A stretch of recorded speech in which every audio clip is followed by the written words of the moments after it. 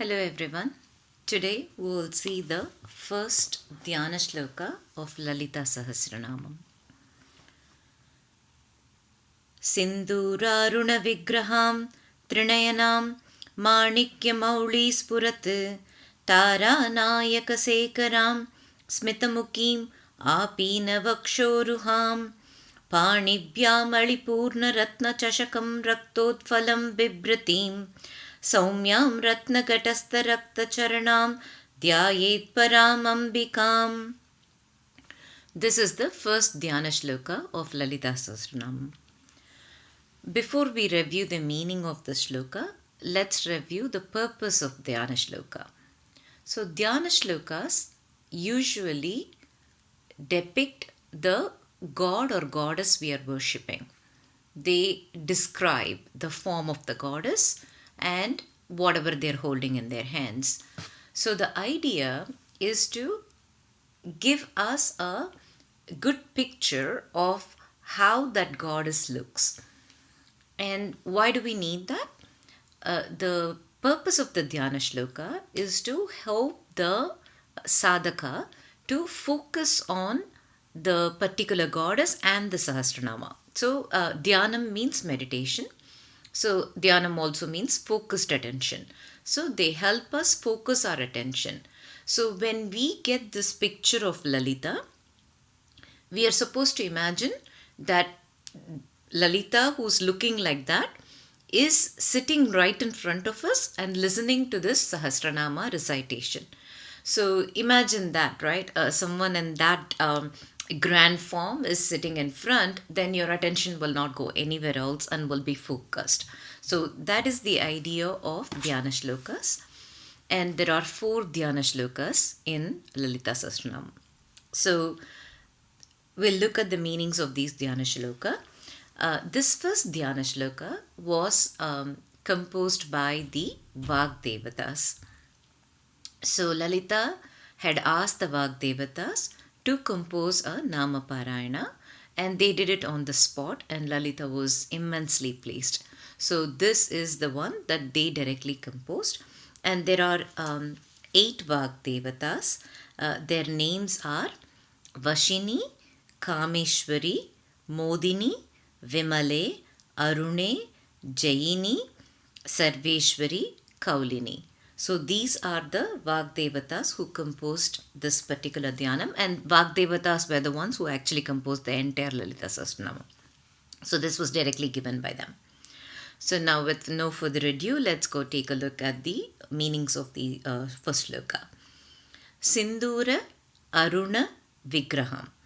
Sindhura is kumkumam, vermilion in English. Aruna is the color red. And Vigraham means form or shape. So at home we all have Vigrahams of gods. That is actually the shape of the god. So in this context it is body. So Sindhura Aruna Vigraham, one whose form is red like kumkumam, one whose body is red like kumkumam. So Lalita, her skin is has such a red tone to it. So in many Indian languages, when someone is really fair, we say they are red. Colloquially, that's how it turns into. And what this particular thing is trying to tell us is Lalita is such a fair person that her skin has a reddish tone almost. So that's the meaning here. And throughout Lalita Sahasranamam, we'll see that there are references to Lalita being red. And if you look at red is a color that catches everybody's attention. And red also symbolizes power. Red symbolizes energy. Red symbolizes passion. So Lalita is all of these. So in Advaitam, they believe, the philosophy is that there is only one ultimate reality that manifested into everything we see in this universe. When that one single reality is contained and unmanifested, it's called Shiva. And when that one reality is manifested, it's called Shakti. So, Shakti is the energy of the universe, it is the energy that made everything happen. So, red is used to symbolize that energy. And also, when we are having so much fun and we are enjoying, we say paint the town red. That means you're having fun. And Lalita is a goddess like that. She is very friendly, she is joyful, and she's playful. And Lalitam itself means that play.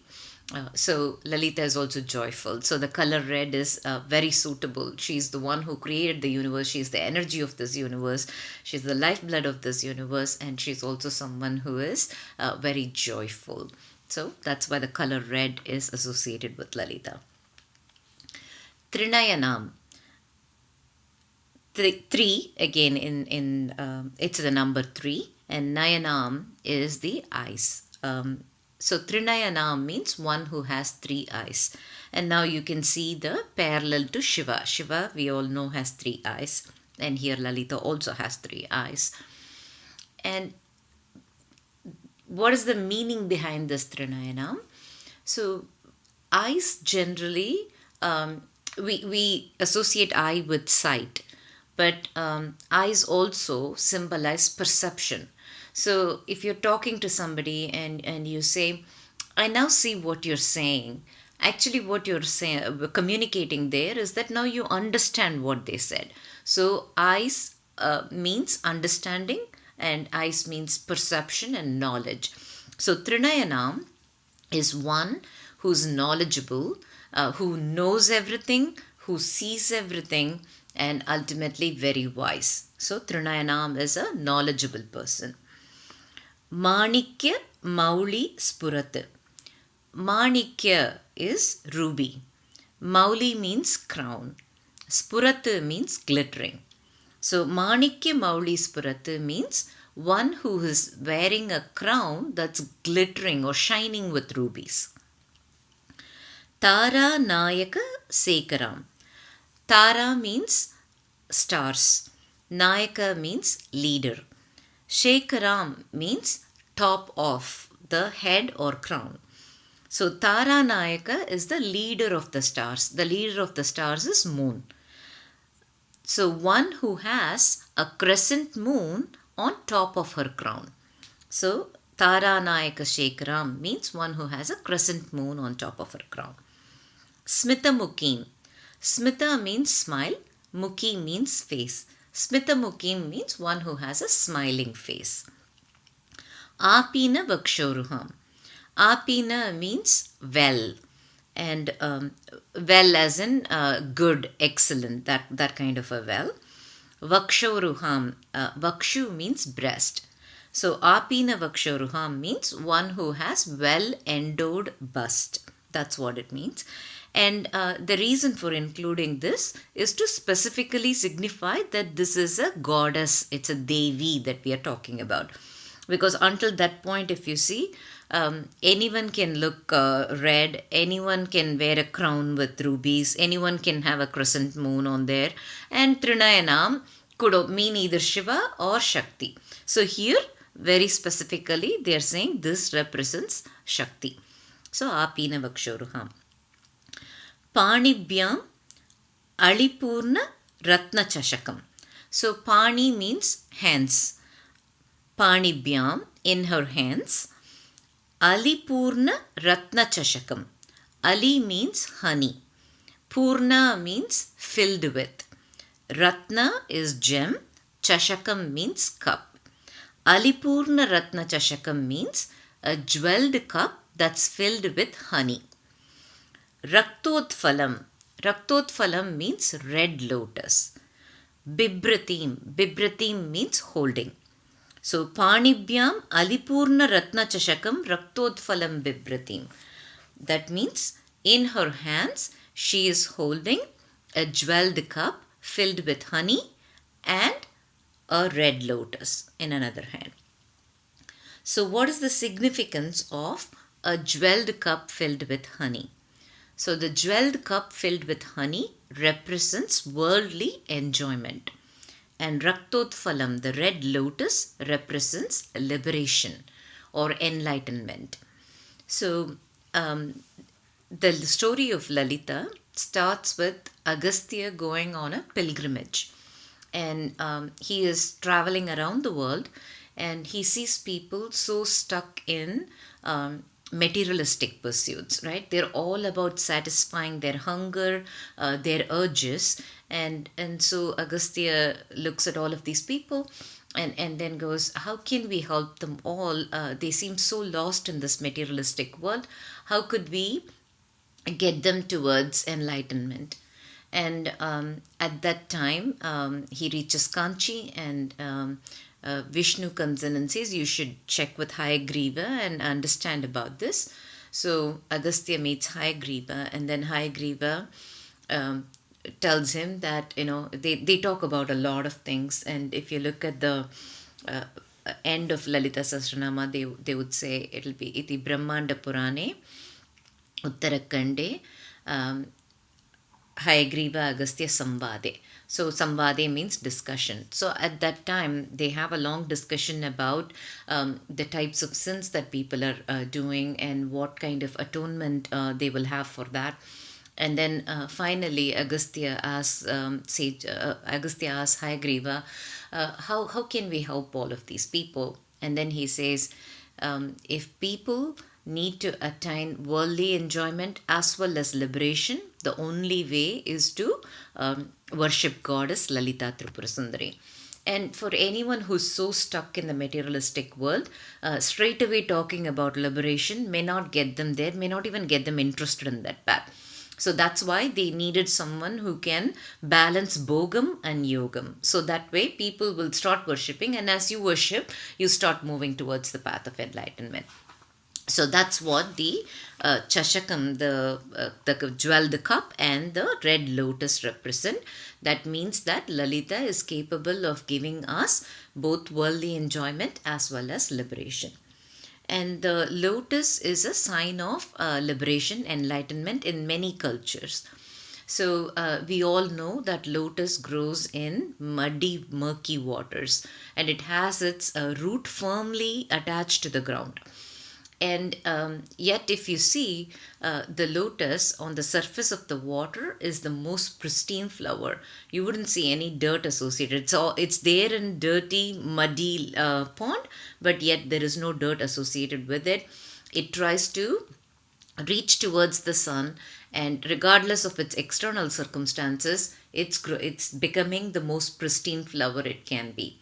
Right? And that is a message for all of us. Regardless of our external circumstances, each one of us is capable of raising above it, and the lotus reaches towards the sun, right? So the sun is the light. Like that, each one of us is capable of rising above our external circumstances and reaching that enlightenment. So that is a message. And then if you see with the lotus, it stands in the water all day long, and water is very important for lotus for sustenance. Yet if you see, not even one drop of water will stay on its leaves. It'll just roll off. So that is another indication for all of us that even though for us all to survive in this world, we have to have materialistic pursuit, right? We can't say, I don't want money, or I'm going to go off into some forest and meditate. That's not practical for people like us who live every day. Yet at the same time, we do those materialistic pursuits only to the extent that it is necessary, and not get overly involved into it and stay a little bit above the fray. So that is a message that the lotus sends. So that's why lotus is considered as a symbol of enlightenment or liberation in many cultures. So Lalita holding that is also saying we are capable of attaining that, and if we worship Lalita, she will show us the path to get there. Saumyam. Saumyam is one who is approachable, one who is friendly. Ratna Gatastha Rakta Charanam. So Ratna is again jeweled. Gatam means pot, and you also know there is an instrument, right? Gatam. So Ratna Gatastha Rakta Charanam. Rakta Charanam means red feet. So Lalita is placing her red feet on a pot that's filled with gems. So, what does that signify? So, in lot of the path towards liberation, there is a very common thing called Charanagati. Charanagati means complete surrender at the feet of either a guru or a god. So that's Charanagati.